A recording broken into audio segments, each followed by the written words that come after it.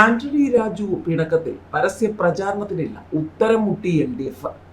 Sitting MLA ആയിരുന്ന ജനാധിപത്യ കേരള കോൺഗ്രസ് നേതാവ് ആന്റണി രാജു തിരുവനന്തപുരം മണ്ഡലത്തിലെ ഇടതുമുന്നണി സ്വതന്ത്ര സ്ഥാനാർത്ഥി സുധീർ കരമനയ്ക്ക് വേണ്ടി പരസ്യ പ്രചാരണത്തിന് ഇറങ്ങാതെ വിട്ടുനിൽക്കുന്നത് മുന്നണിയെ പ്രതിസന്ധിയിലാക്കുന്നു. വോട്ട് ചോദിച്ചിറങ്ങുമ്പോൾ സിറ്റിംഗ് MLA എവിടെയെന്ന ജനങ്ങളുടെ ചോദ്യത്തിന് മുന്നിൽ ഉത്തരം മുട്ടുകയാണ് മുന്നണിക്ക്.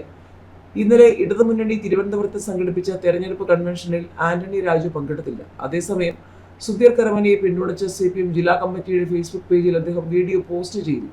സ്ഥാനാർത്ഥി നിർണയത്തിലെ അതൃപ്തിയാണ് ആന്റണി രാജുവിന്റെ നടപടിക്ക് പിന്നിലെന്നാണ് സൂചന. താൻ നിർദ്ദേശിച്ച നേതാവിനെ സ്ഥാനാർത്ഥിയാക്കാൻ CPM വിസമ്മതിച്ചത് അദ്ദേഹത്തെ ചൊടിപ്പിച്ചിരുന്നു.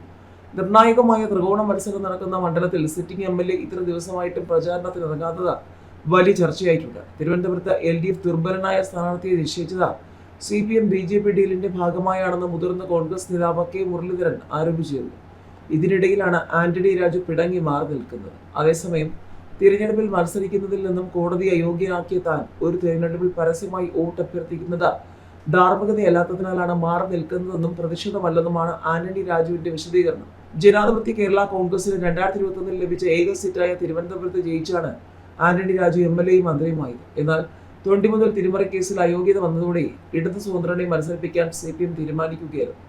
ജനാധിപത്യ കേരള കോൺഗ്രസിന്റെ പേരിൽ സ്ഥാനാർത്ഥിയെ മത്സരിപ്പിക്കണമെന്ന ആവശ്യം CPM അംഗീകരിച്ചില്ല. ഇതേ തുടർന്ന് പാർട്ടി പ്രതിഷേധത്തിലാണ്. ഇതിന്റെ ഭാഗമായാണ് ആന്റണി രാജു തെരഞ്ഞെടുപ്പ് പ്രവർത്തനങ്ങളിൽ നിന്നും വിട്ടുനിൽക്കുന്നതെന്നാണ് ആക്ഷേപം. ഇടതുമുന്നണി കഴിഞ്ഞ ദിവസങ്ങളിൽ നടത്തിയ ചില പരിപാടികളിൽ നിന്നും ആന്റണി രാജു വിട്ടുനിന്നിരുന്നു. തെരഞ്ഞെടുപ്പ് കൺവെൻഷനിലും പങ്കെടുക്കാത്തത് CPM നേതൃത്വം ഗൗരവത്തോടെയാണ് കാണുന്നത്.